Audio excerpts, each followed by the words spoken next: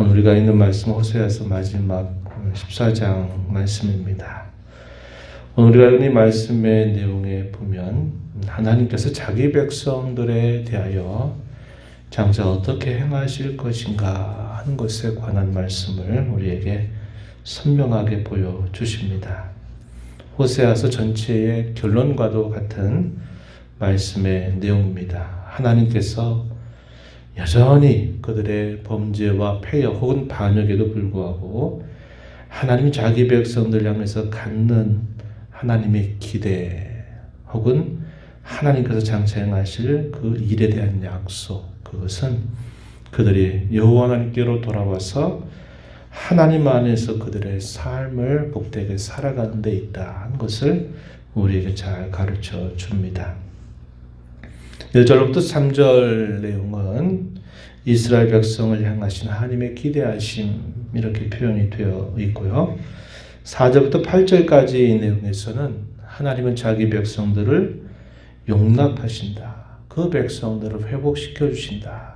그것이 곧 하나님을 변치 않는 사랑이다 하는 것을 우리에게 보여줍니다. 그리고 마지막 9절은 호세아서 전체의 결론과도 같습니다. 마치 시편 전체의 서론을 우리가 시편 1편에서 확인하는 것처럼 복 있는 자 또 악인 이것을 구별한 것처럼 여기서 의인과 죄인의 서로 다른 행보가 어떠할까에 대해서 가르쳐 주면서 지혜와 총명을 가지고 살아갈 것을 우리에게 잘 가르쳐 주고 있습니다. 먼저 앞부분의 말씀을 보시면 이렇게 말씀하죠. 1절에 이스라엘아 내 하나님 여호와께로 돌아오라. 여호와께로 돌아오라. 이것은 호세아서 전체에서 계속적으로 하나님께서 자기 백성을 향하여 주시는 하나님의 간절한 마음입니다. 여호와께로 돌아오라. 이렇게 표현을 했어요. 그들의 상황에 대해서 뭐라고 이야기합니까? 불의함으로 말미암아 엎드러졌다 이렇게 표현을 하죠. 불의함으로 말미암아 엎드러졌다. 그 백성들이 바닥에 엎드러지지 않게 될 때는 계속 어떻게 합니까? 반역하죠. 폐역하죠. 주일날도 말씀을 드렸듯이 범죄한 것으로 끝났다면 이걸 반역이다, 폐역이다 이렇게 표현하지 않을 텐데 그들이 범죄해서 그들이 잘못했던 것을 알면서도 계속적으로 완고한 고집을 부리면서 자기 길을 가는 태도, 이게 반역이고 혹은 이게 폐역이다 이렇게 말씀을 드렸죠. 그러한 폐역한 백성들이 바닥까지 낮아지고 넘어지지 않게 되면은 돌아오지 않게 된다 하는 것을 여기 분명히 말씀해 주고 있다는 겁니다. 불의함으로 말미암아 엎드러졌다. 그러하기에 너희는 내 하나님 여호와께로 돌아와라. 이렇게 말씀을 하고 계신 것입니다.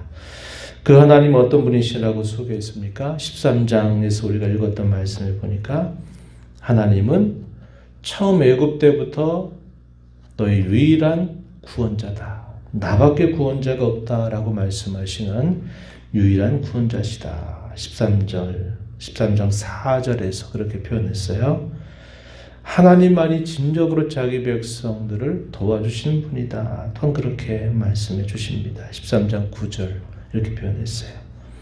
하나님께서는 자기 백성을 사랑하시되 어떻게 사랑하시느냐?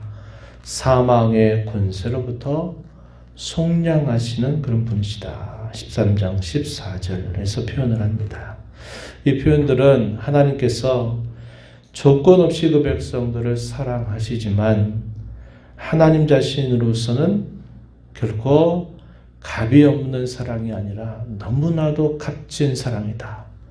대가를 지불해서 노예처럼 팔려있는 그 백성들을 값을 주고 사낸다. 이런 의미를 속량이란 말을 사용한다 그랬죠. 사망의 권세로부터 건져내시는데 속량해서 그들을 건져내시는 분이다. 그 하나님께로 돌아와라. 이렇게 말씀을 하십니다. 어떤 방식으로 돌아오라고 이야기합니까? 전인적인 태도를 가지고 여호와께로 돌아올 것을 촉구하세요. 우리가 앞에서 읽었던 말씀에 보니까 하나님께서 그토록 간절하게 바라시는데 그 백성들의 태도는 잠시 잠깐은 하나님의 이름을 부르고 하나님 앞에 돌아온 듯 그런 태도를 취하지만 그것이 오래가지 못했다 하는 것을 우리가 살펴본 바가 있습니다. 너희의 인애가 아침 이슬 같다, 아침 구름 같다, 안개와 같다 이런 표현들을 하나님이 하시면서 그들은 너무 쉽게 하나님 앞에 돌아올 것처럼 이야기하고 또 너무 쉽게 하나님을 떠나버리는 태도를 가지고 있다고 하는 겁니다. 그렇게 하지 말아라 이렇게 말씀하시는 거예요. 이어지는 말씀을 한번 보세요. 2절 앞부분에 보니까 너는 말씀을 가지고 여호와께로 돌아와라. 어떤 말씀입니까? 자신들의 허물과 죄를 진정으로 자복하고 고백하는 그런 말씀을 가지고 돌아오라 이렇게 말합니다. 이어지는 말씀해 보세요. 아뢰기를 모든 불의를 제거하시고 선한 바를 받으소서. 우리가 수송아지를 대신하여 입술의 열매를 주께 드릴 것입니다. 이렇게 표현했죠. 재물보다 더 중요한 것은 그들의 마음의 돌이킴입니다. 재물만 아무리 많이 가지고 온다 해도 그것이 하나님이 연락하실 수 있는 제사가 되지는 못해요. 그래서 제사보다 더 중요한 게 순종이다 그랬죠. 순종. 하나님의 말씀에 대한 겸손한 순종. 이것이 제사보다도 더 중요하고 더 우선적인 일이다 하는 겁니다. 당시 북이스라엘 백성들이 제사를 완전히 끊어버려서 문제가 된 게 아니에요. 제사를 드리는데 값비싼 제물을 드려도 거기에 뭐가 없는 겁니까? 마음이 없는 거예요. 마음은 딴 데를 항상 바라보고 있는 것이에요. 그래서 하나님이 돌아오라 말씀하실 때 먼저는 자신들의 허물과 죄를 진정으로 고백하는 진정한 자세를 가지고 돌아와라. 입술의 고백을 가지고 와라. 또 이렇게 말하죠. 너희가 의지했던 모든 것들을 다 끊어버리는 결단을 할 것을 촉구하십니다. 3절 말씀 한번 보시면 이렇게 말하죠. 우리가 수리의 구원을 의지하지 않겠습니다. 말을 타지 않고 우리의 손으로 만든 것을 향하여 우리의 신이라고 하지 않을 것입니다. 이렇게 말하라는 거죠. 의지했던 모든 것을 버리는 결단을 가지고 돌아와라.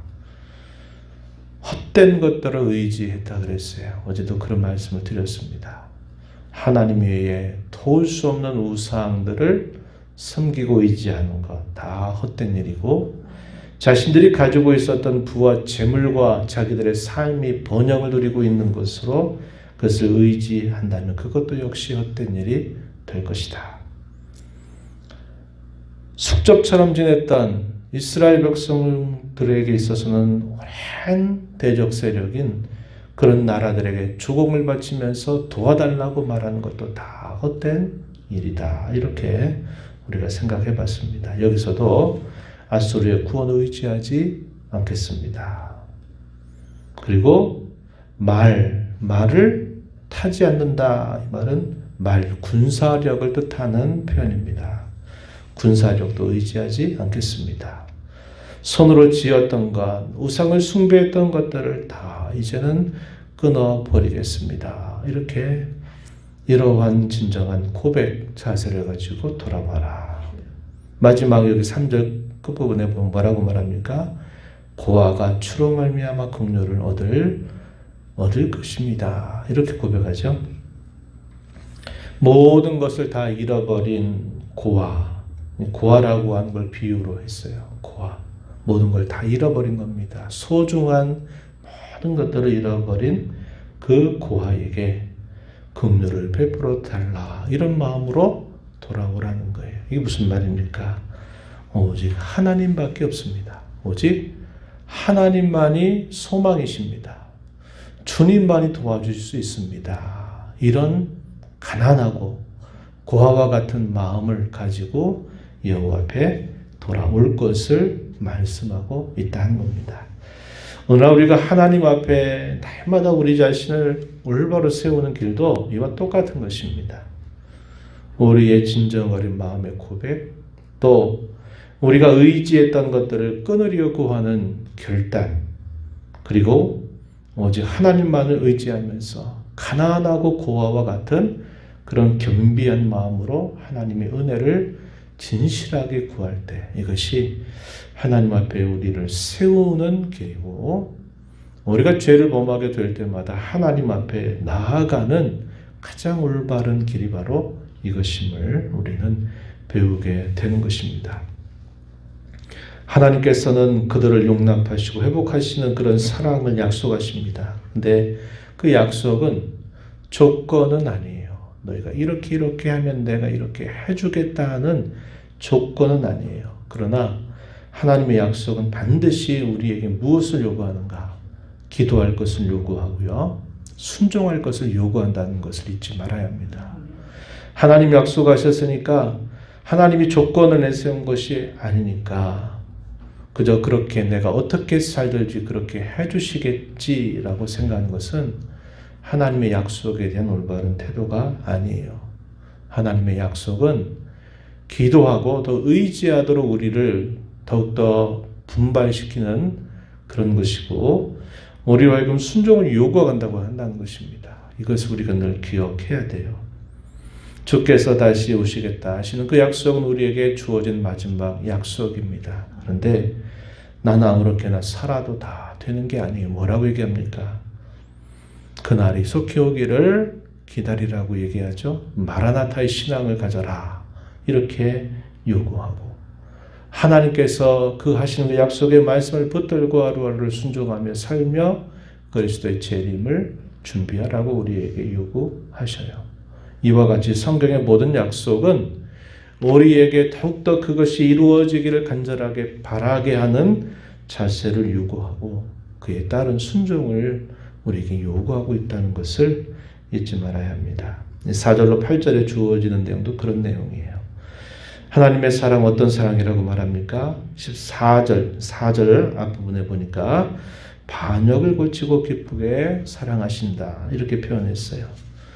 맹목적인 사랑이 아니다. 옳고 그름을 무조건 따지지도 않고 무조건 품어주는 그런 사랑은 아니다. 하나님은 고쳐서 그를 바르게 세워주시는 그런 사랑을 베푸신다, 이렇게 말씀을 나눴고요. 5절 앞부분에 보면 내가 이스라엘에게 이슬과 같을 것이다, 이렇게 표현했습니다. 그 이슬과 같아서 어떤 모습이 나타나는가 계속 비유를 통해서 말씀하는데요. 백합화 같이 싹을 피우겠다. 레바논 백향목 같이 뿌리가 박힐 것이다. 그의 가지가 퍼지게 될 것이고 그의 아름다움이 감람나무와 같을 것이다. 그의 향기는 레바논 백향목 같을 것이고 그의 그늘 아래 거주하는 자는 다 돌아오게 될 것이다. 곡식같이 풍성할 것이고 포도나무같이 꽃이 필 것이고 그 향기가 레바논 포도주같이 될 것이다. 이런 모든 표현들은 하나님이 자기 백성들에게 마치 이슬과 같아서 이런 생명력이 왕성하게 일어나도록 해주실 것을 설명해 주는 비유들입니다. 에브라임이 그런 모든 하나님의 역사를 장차 보게 되면서 더 이상 우상들을 섬기지 않겠다라고 우상들을 근절하겠다고 반응하는 그런 모습이 8절 앞부분에 소개가 되고 있어요. 그러면서 마지막 절 뭐라고 얘기합니까? 누가 지혜가 있어서 이런 일을 깨닫겠느냐? 누가 총명이 있어서 이런 일들을 알겠느냐? 이렇게 말하면서 이런 지혜와 총명이 있는 사람이 의인들이고 이런 의인들은 죄인들과 전혀 다른 행보를 걸어가게 될 것이다를 깨우쳐 주고 있어요. 마치 우리가 요한계시록이라든지 또 예수님께서 여러 천국에 관한 말씀을 가르치실 때 하셨던 말씀이죠. 귀 있는 자는 들으라, 이런 말씀을 거듭 촉구하세요. 성령께서 교회들에게 하시는 말씀을 들어라. 역시 이런 말씀을 촉구하세요. 호세아서 전체가 보여주는 이 하나님의 변치 않는 사랑, 또 반역을 고치시는 그런 사랑, 그들을 끌어왔는 사랑, 이러한 사랑을 깨닫고서 의인의 행보를 따라서 살아갈 것을 우리에게 촉구하고 있습니다. 우리가 오늘 14장뿐만 아니라 호세아서 전체를 읽으면서 하나님의 사랑을 우리는 기억해야 합니다. 변함이 없는 사랑이다. 무조건적인 사랑이다. 그러나 맹목적인 사랑은 아니고 값이 없는 값싼 사랑도 결코 아니다. 하나님의 사랑은 고치시는 사랑이고 엄청난 대가를 지불하시는 그런 속량하시는 사랑이다 하는 것을 우리는 배우게 됩니다. 이런 하나님의 사랑을 우리가 아는 자로서 응답하는 마땅한 자세는 무엇일까요? 고아와 같은 마음이에요. 가난하고 겸비한 마음. 하나님의 은혜를 갈망하고 그 은혜가 아니면 안 된다고 여기는 그런 가난한 마음을 늘 가지고 하나님만을 구하면서 살아가는 것이 그분의 사랑을 깊이 아는 자의 마땅한 도리임을 배우게 됩니다. 이러한 마음 가지고 또 이 하루 남은 삶을 주 앞에 살아가는 저와 여러분 되기를 진심으로 바랍니다. 하나님 아버지 감사합니다. 이 새벽 시간에도 저희들을 깨워주셔서 오늘도 하늘 아버지 앞에 저희의 걸음을 인도하시고 또 저희에게 주시는 말씀을 또다시 듣고 깨닫게 하시니 감사합니다. 주신 말씀을 저희 마음에 깊이 간직하면서 하나님이 저희를 사랑하시되 변함이 없는 사랑, 대가를 지불한 사랑, 무조건적인 사랑, 우리를 끝까지 품으시고 우리의 패역과 반역을 고치시는 사랑임을 저희가 깊이 알게 하여 주셔서 그 사랑에 감복하는 자로, 감격하는 자로 늘 하나님 앞에 살게 하시되 무엇보다도 가난하고 고와 같은 마음으로 하나님밖에 없습니다. 하나님만이 소망입니다. 하나님만이 유일하게 도와줄 수 있는 분이십니다. 라는 이런 진정한 고백을 가지고 하나님 앞에 살아가는 복된 삶 되게 하시고 이러한 신앙적인 지혜와 총명 가지고 남은 삶을 살아가는 저희 모두가 되게 해주시옵소서. 은혜의 보좌 앞에 나와서 아버지 은혜를 구하는 모든 심령들의 간구를 길들여 주시고 응답하여 주시기를 바라며 예수님 이름으로 기도하옵나이다. 아멘.